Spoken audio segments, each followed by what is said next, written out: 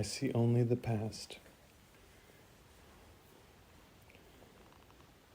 And this idea is particularly difficult to believe at first, yet it is the rationale for all of the preceding ones.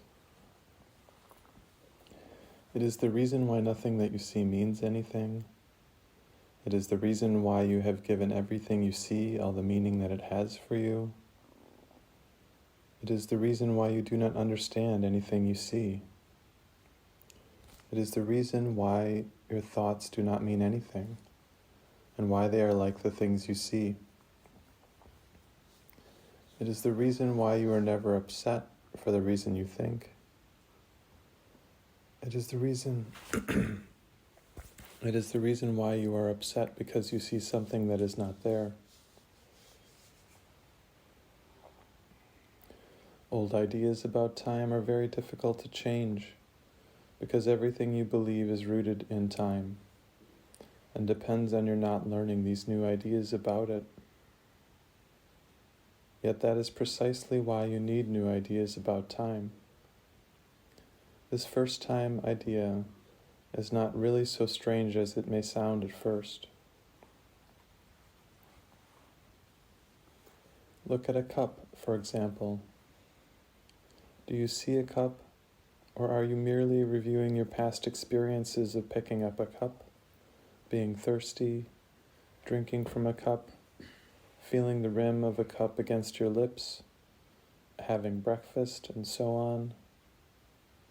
Are not your aesthetic reactions to the cup too based on past experiences? How else would you know whether or not this kind of cup will break if you drop it? What do you know about this cup except what you learned in the past? You would have no idea what this cup is except for your past learning. Do you then really see it? Look about you. This is equally true of whatever you look at. Acknowledge this by applying the idea for today indiscriminately to whatever catches your eye. For example, I see only the past in this pencil. I see only the past in this shoe. I see only the past in this hand. I see only the past in that body. I see only the past in that face. Do not linger over any one thing in particular, but remember to omit nothing specifically. Glance briefly at each subject and then move on to the next. 3 or 4 practice periods, each to last a minute or so, will be enough.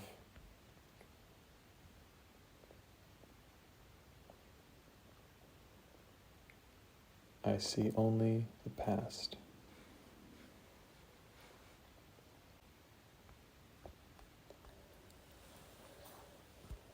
Jesus is telling us that this lesson, this idea, to see only the past, is the rationale for all of the preceding lessons. It's the reason why nothing that you see means anything. It's the reason why you have given everything you see all the meaning that it has for you.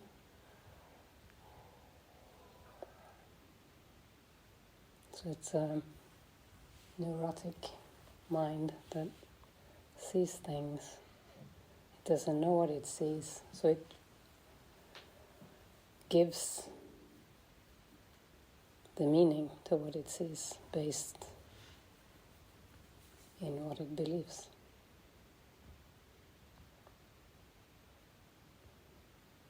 And this is the reason why you don't understand anything you see. It's also the reason why your thoughts don't mean anything.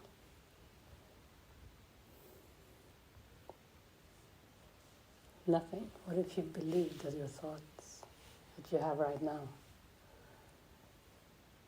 really mean nothing? You don't need to figure out anything. Don't need to conclude anything.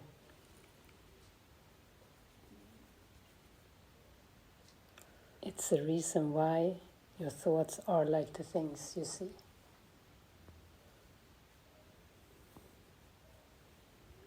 It's the reason why you're never upset for the reason you think.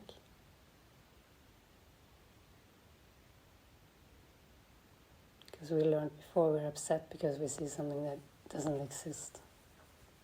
That's the cause of the upset, not the thing you see or hear.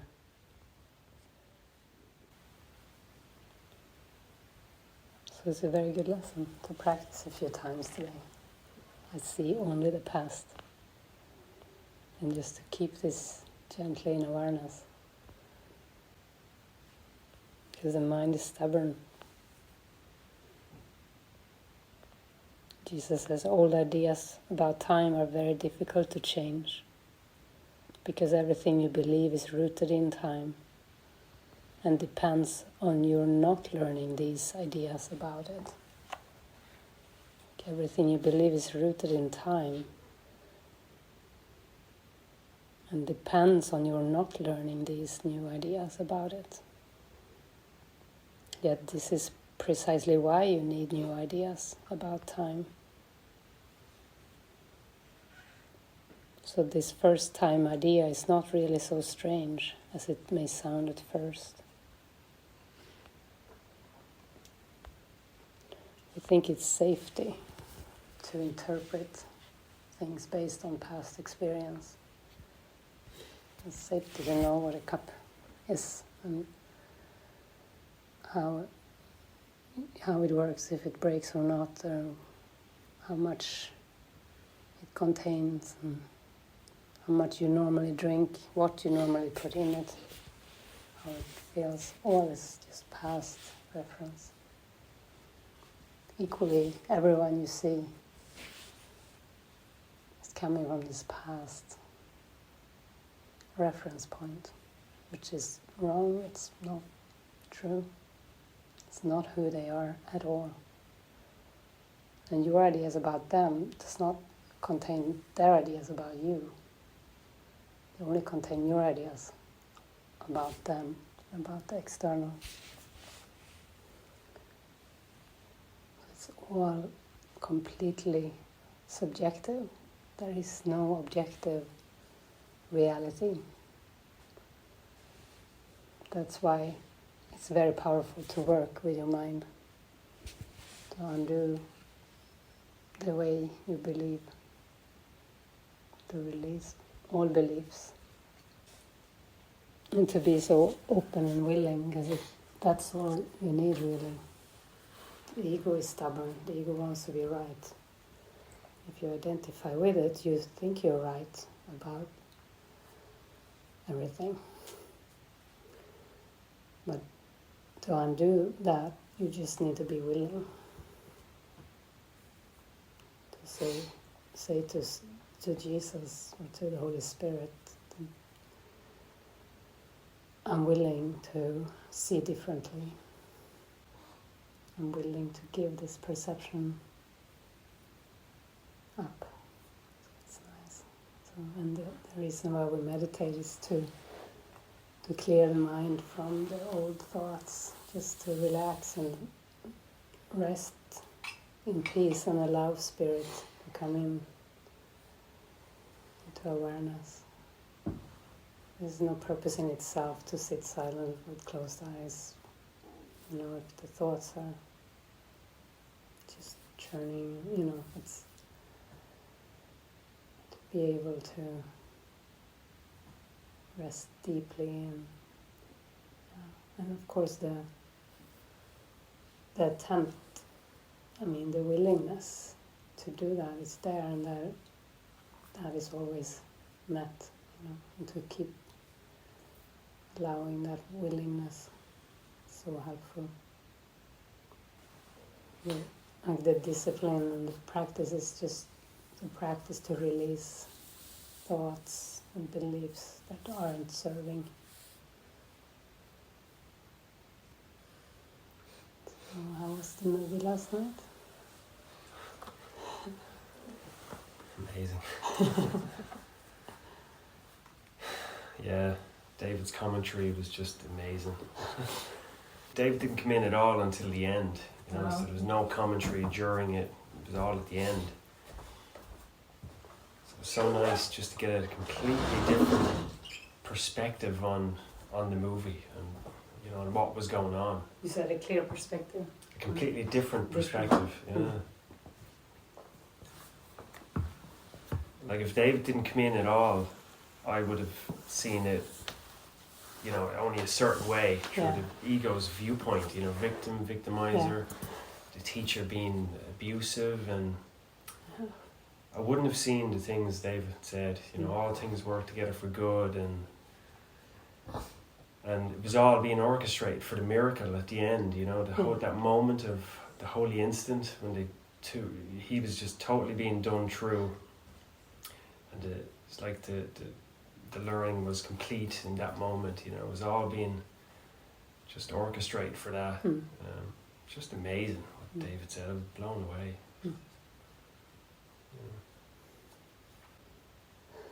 Beautiful. Yeah. I still think just something about the cruelty in the movie, though, you know, how seemingly cruel the teacher was to him at certain points. I was trying to equate that with what we experience, like, on this seeming journey, you know, is that the troubled mind, you know, finding its way home, like, and all the seeming like abuse and all that, like, that has to happen on the way, you know, just. Well, it doesn't have to, or it isn't really happening, but yeah, this world seems to be a dark place where it seems to be happening. Because it comes from a dark thought. This ego thought is attack, chaos, conflict, suffering.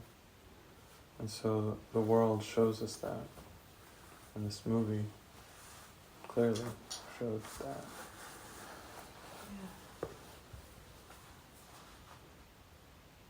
It seems like we only get here through suffering, like to this point, you know. Well, that's what I don't know, there's something about that. Yeah, you mean seeking God? Yeah. Because of suffering. Yeah. I think that's a common way, like, I've had enough now.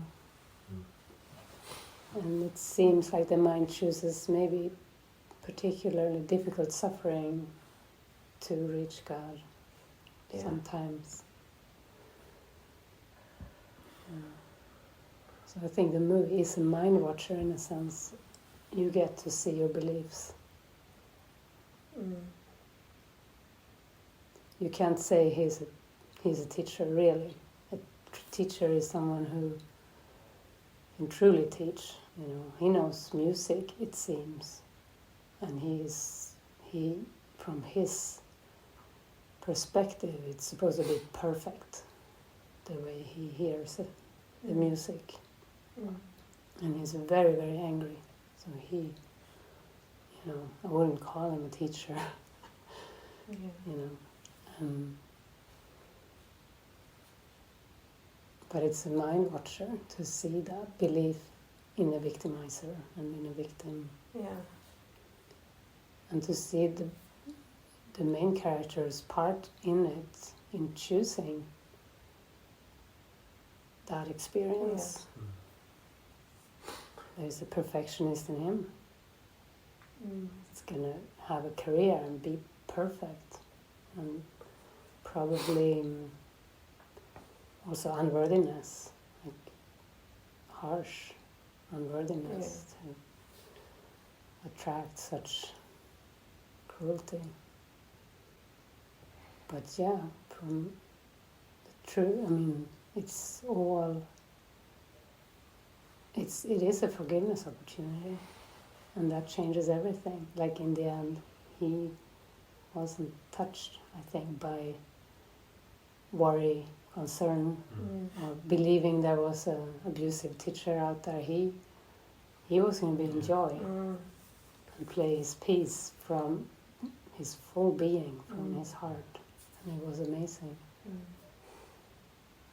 Yeah, it was all for him. Yeah, That's what I felt Yeah. at the end. It was nothing to do with the teacher. no, You know, it was a joining. yeah. That's where collaboration and joining happened. Yeah. Like the inequality was gone. He didn't believe in that anymore. Yeah. And the teacher presented, like gave him his moment at the end, like in this collaboration. I thought that was beautiful. It was like nothing else was meaningful. You know, it was, that was the complete, took complete precedence, was like that experience, you know. Yeah. Yeah. It was really powerful. Nothing else mattered. Like everything else just fell away, you know. And yeah, that's pretty amazing. Yeah.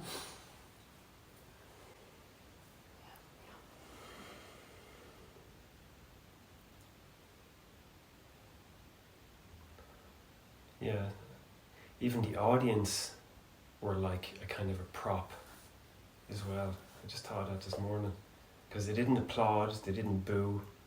It's like they were just there as part of, Yeah. to facilitate that moment. Oh, yeah. You know, it's, Yeah.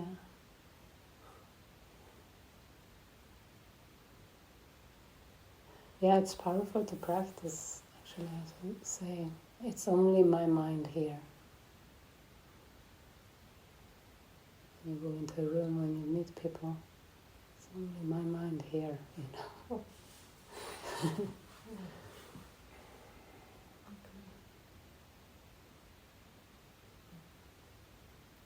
Because then you see what you believe, and you see your reflections, and you feel your emotions.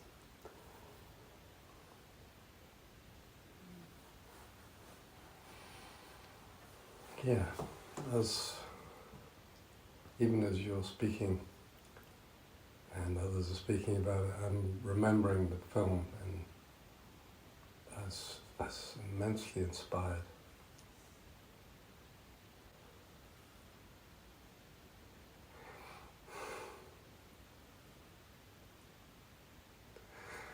Yeah, really powerful, and I got it instantly, even as he turned away. I thought, yeah, you know, and I thought, is that because I want him to rebel? But I don't think so. I think it was, I just knew he was just going to do his thing. He was free. I woke up with dread this morning, and I could also see that I had this procrastination, and then I had this other part that wants to push. And it was just so clear to me that there was nothing I could do.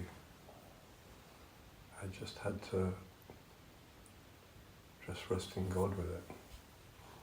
And that's what it felt like he was doing. It wasn't based on his past learning or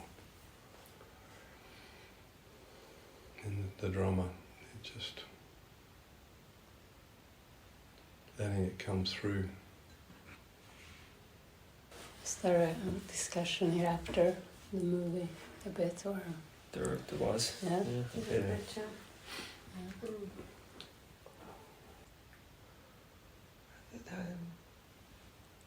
looking into this abuser thing. I was dreaming a lot. It's about abuse. I can see in the end of the film, I've seen this film before, and I remember I was like, I wasn't able earlier to see the collaboration. I felt more like that the young man there was betraying himself. Even the last for scene. opening up to the abuser. Yeah. But yesterday I saw it differently. Cool. Yeah. There's something about wanting to see the abuser, wanting it to be out there. Like this really fixed place in me. I've been I think I've felt it like a safe. So like, if I hold on to this picture, then I can't be bullied or Abused. What? Abused. Exactly. But Funny. it was my safe place. Yeah. As long as I can, identify the abuser. Suddenly I see the abuser everywhere.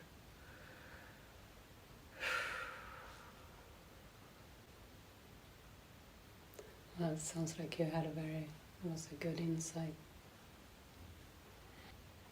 to see it more, with the present, in the present moment. It's amazing, that insight. Thank you. I just really, it's just started to make something really clear in my mind as well. Like, yeah. Like what you're protecting yourself against is what you see. That's what I see. Yeah. Suddenly it turns up in everyone. Yeah. I saw it in Peter yesterday. And suddenly being reminded that, okay, that's not how he is. It's just,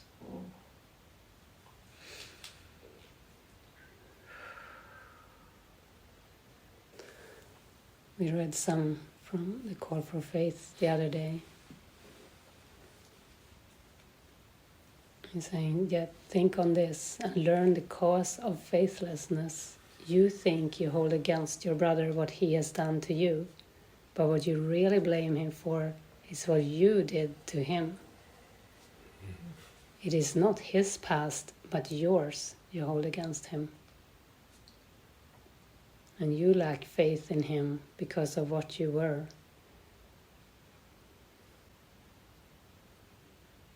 Yeah. Enter each situation with the faith you give your brother. Or, if you don't do that, you are faithless to your own relationship. Your faith will call the others to share your purpose, as the same purpose called forth the faith in you. And you will see the means. This is like, it's talking about the miracle, the shift of perception. And you will see the means you once employed to lead you to illusions transformed to means for truth. Truth calls for faith, and faith makes room for truth.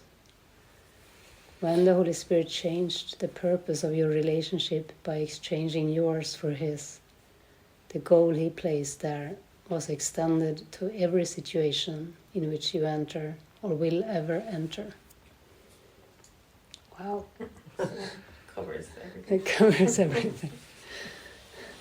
And every situation was thus made free of the past, which would have made it purposeless.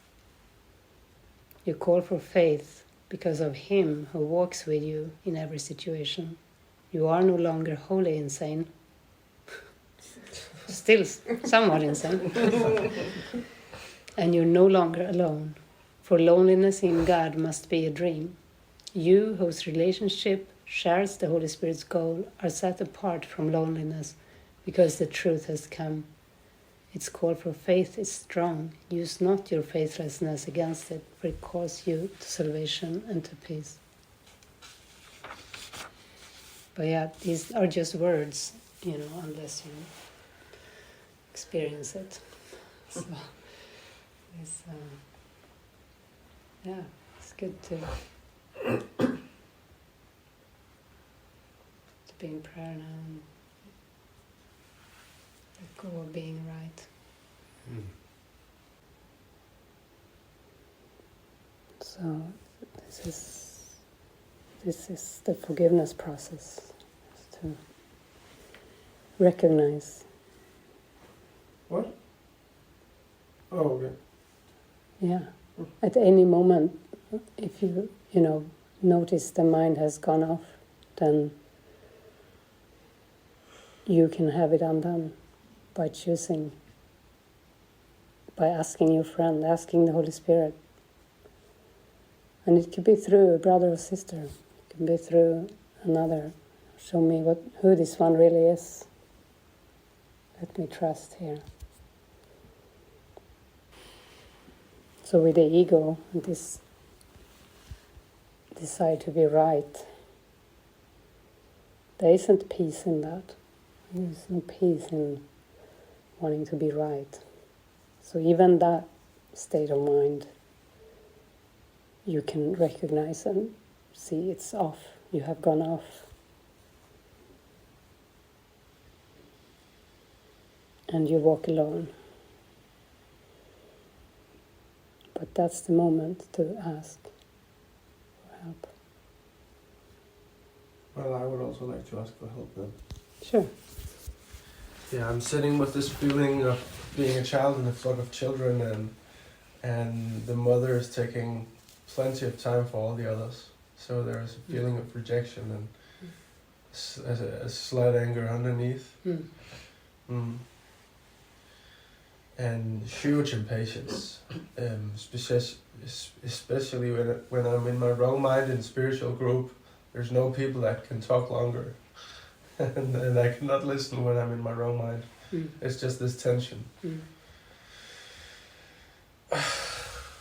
And do you think you are not allowed to have that? To have what? The tension. Well, I feel there is tension or attention. Unworthiness. There's a belief that you can't Mm. receive attention or love or connection. Yeah, not in that state. Mm-hmm.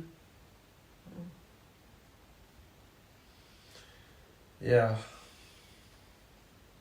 Yeah, and I have been sitting with a feeling that also before I got triggered, you could say I was triggered also by the feeling that Spirit has left me today. And that is why I feel that I'm not worthy of contact, that even eye contact, even just feeling very disconnected. And I guess when we talked about lesson number 4, these thoughts do not mean anything, and you said that tension is also a thought. So I was thinking, okay, yesterday I had been resting a lot and I was feeling good. So yesterday I thought, okay, maybe I can just try and challenge and be a little more in movement. So after doing an hour of function, I went for almost a 2-hour walk, and then I came back, and then I actually felt to rest, but I thought, I'm in the flow, okay, I'll help Denise setting the table, so I did that. And I went, slept half an hour, and then I woke up and thought, okay, now I'm fresh, I can do some yoga.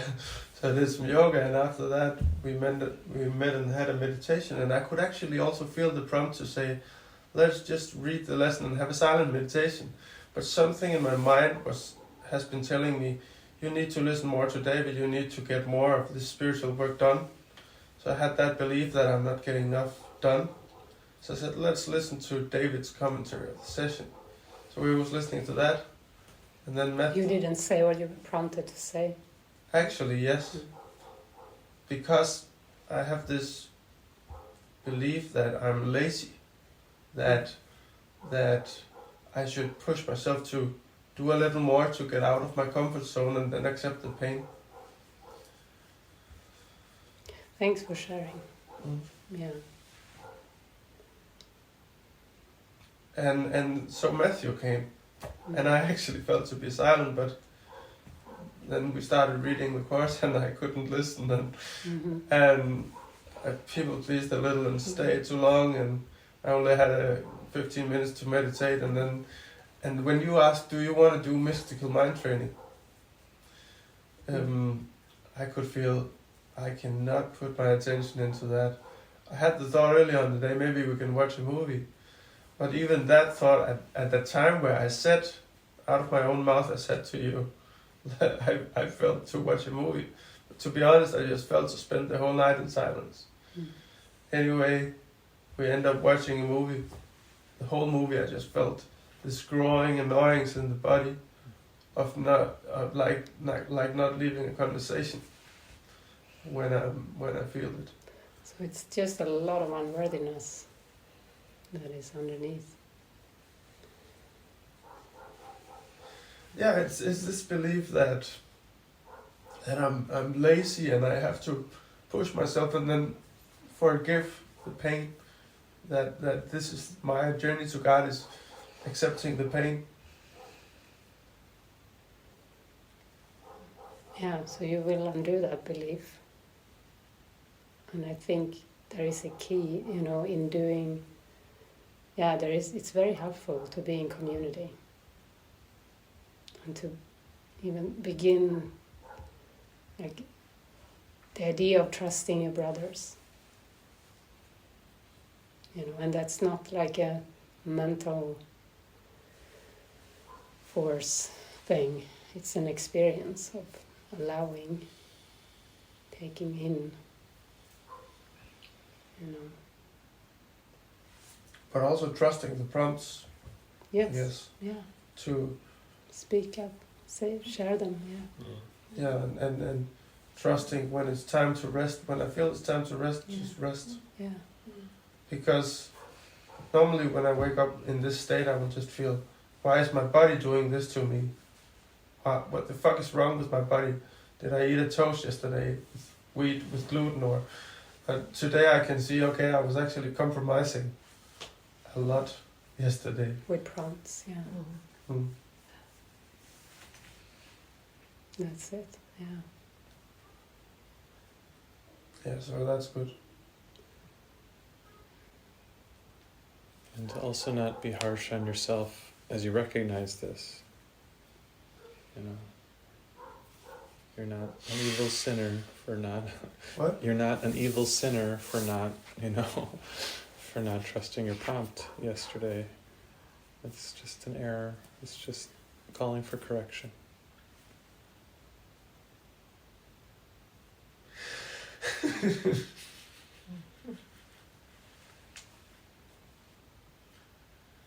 Even in these moments where I have a release, I also feel, oh, now we're about to go on. So. Yeah, well, I feel you shared a lot, and I feel that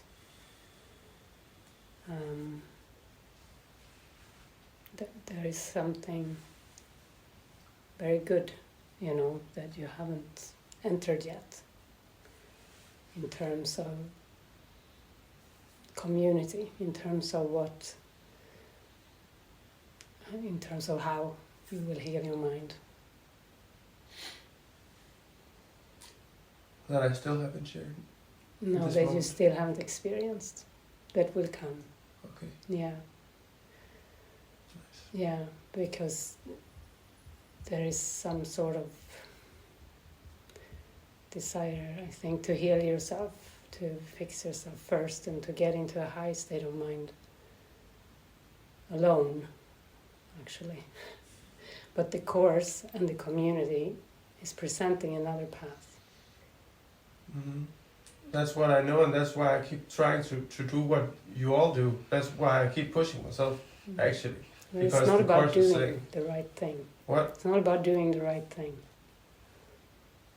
It's about following the prompts if they are there, but it's about, that's why I talked about unworthiness. There is an unworthiness there that, you're afraid. You're afraid that you're wrong at times, so you won't let anyone close, so. But it's actually okay to dare.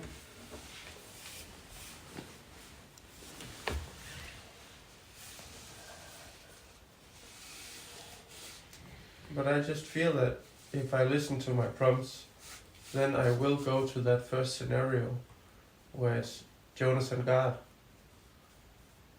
No, that's your own conclusion. If the prompts are off, we'll let you know. Okay. Yeah. Well, that's easy then. That's easy. I don't have to think. No, you don't have to think. It's the problem is the mind that makes all those adjustments. That's another teaching Jesus gives, like the adjustments you make. They are the problem. You think you should. Mm. It's all about the prompts. But when your mind says, oh, it's much better to listen to a teaching than to just read a lesson and be silent, you have adjusted, you have had an opinion, and you think that is better. And it comes from, like you said, a whole picture of yourself as being too lazy or whatever it was. And then you add that. But all that is, you need to learn to see that that's just your constructions, your adjustments. To trust the prompts. That will be very healing. Mm. Because at times you could be listening to a teaching that is the prompt. And maybe you say, no, I just want to meditate and go to God directly and or try. So yeah, there's nothing that is better, right or wrong, It's all about listening and following.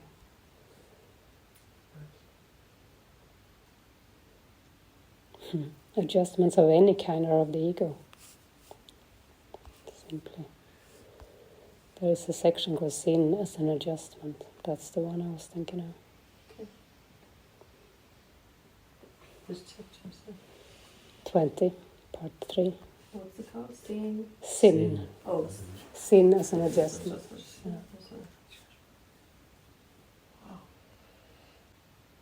Knowledge requires no adjustments. In fact, it is lost if any shift or change is undertaken. Say that again, please. Knowledge requires no adjustments, and in fact is lost if any shift or change is undertaken. For this reduces it at once to mere perception, a way of looking in which certainty is lost and doubt has entered. To this impaired condition are adjustments necessary because it is not true. You need adjust to truth, which calls on only what he is to understand. And the way it's written, the way Jesus talks about it is like, okay, you need to adjust. When you have made those adjustments into the wrong mind, so the only adjustment is from wrong-mindedness to right-mindedness? yeah. Okay. It's like Jesus is a spiritual chiropractor. You get out of alignment, he'll adjust you back in. Have to work with the core. The spine, yeah. So any adjustment in form will always be the ego. What to adjust. Yeah. Because the next sentence is, who need adjust to truth, which calls on only what he is to understand. Yeah. Yeah, don't need to adjust the truth. The truth is what we are. And it's already there. It's here now. Mm-hmm. You don't need to do anything. Mm-hmm. Yeah. Seeing the obstacles that blocks to it. Yeah. It's by looking at them and not avoiding them, the obstacles, and what's left is truth. Yeah. And I'd say, actually, what's left in experience maybe first is openness to truth. Because I think there's still layers, but at least there is a state of openness, open-mindedness. If truth is consistency, truth is heaven, changelessness. This is nice. Have you not wondered what the world is really like? How it would look through happy eyes? The world you see is but a judgment on yourself. It is not there at all. Yet judgment lays a sentence on it, justifies it, and makes it real. Such is the world you see, a judgment on yourself and made by you. This sickly picture of yourself is carefully preserved by the ego, whose image it is, and which it loves, and placed outside you in the world. And to this world must you adjust, as long as you believe this picture is outside, and has you at its mercy. This world is merciless, and were it outside you, you should indeed be fearful. Yet it was you who made it merciless. And now, if mercilessness seems to look back at you, it can be corrected. Who in a holy relationship can long remain unholy? The world the holy see is one with them, just as the world the ego looks upon is like itself. The world the holy see is beautiful because they see their innocence in it. They did not tell it what it was. They did not make adjustments to fit their orders.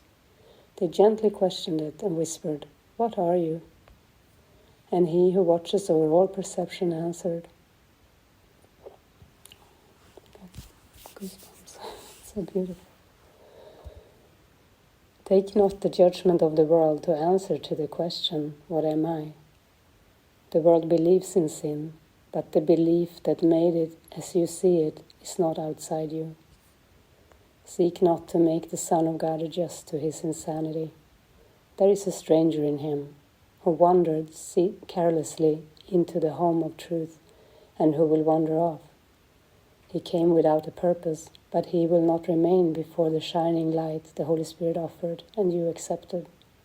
For there the stranger is made homeless and you are welcome. Ask not this transient stranger, "What am I?" He is the only thing in all the universe that does not know. Yet it is he you ask, and it is to his answer that you would adjust. This one wild thought, fierce in its arrogance, and yet so tiny and so meaningless, it slips unnoticed through the universe of truth, becomes your guide. To it you turn to ask the meaning of the universe. And of the one blind thing in all the seeing universe of truth, you ask, "How shall I look upon the Son of God?" Does one ask judgment of what is totally bereft of judgment? And if you have, would you believe the answer and adjust to it as if it were the truth? The world you look on is the answer that it gave you, and you have given it power to adjust the world to make its answer true. You asked this puff of madness for the meaning of your unholy relationship and adjusted it according to its insane answer. How happy did it make you? Did you meet your brother with joy to bless the Son of God and give him thanks for all the happiness that he held out to you? Did you recognize your brother as the eternal gift of God to you? Did you see the holiness that shone in both you and your brother to bless the other? That is the purpose of your holy relationship. Ask not the means of its attainment of the one thing that still would have it be unholy. Give it no power to adjust the means and end. Well, I gotta read. Where is that? Sin as an adjustment, chapter 20 and 3. And here, strong words again. Prisoners bound with heavy chains for years, starved and emaciated, weak and exhausted, and with eyes so long cast down in darkness, they remember not the light. Do not leap up in joy the instant they are made free. It takes a while for them to understand what freedom is. You groped but feebly in the dust and found your brother's hand, uncertain whether to let it go or to take hold on life so long forgotten. Strengthen your hold and raise your eyes unto your strong companion, in whom the meaning of your freedom lies. He seemed to be crucified beside you, and yet his holiness remained untouched and perfect. And with him beside you, you shall this day enter with him to paradise and know the peace of God. Such is my will for you and your brother, and for each of you, for one another and for himself. Here there is only holiness and joining without limit. Yeah. No, this is so sweet. Your gift unto your brother has given me the certainty our union will be soon. Jesus says, your gift unto your brother has given me the certainty our union will be soon. Share then this faith with me and know that it is justified. There is no fear in perfect love, because it knows no sin, and it must look on others as on itself. Looking with charity within, what can it fear without? Looking with charity within,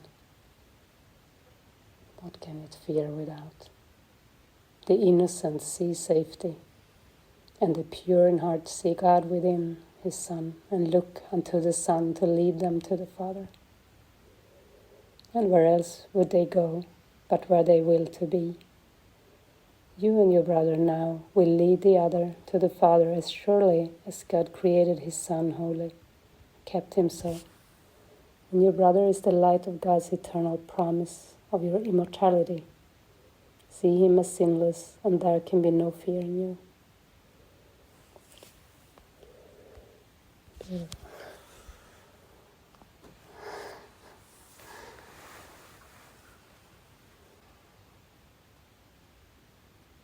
Such a gentle invitation to a soft gaze, soft look within, look with charity on mistakes. That's really what he says.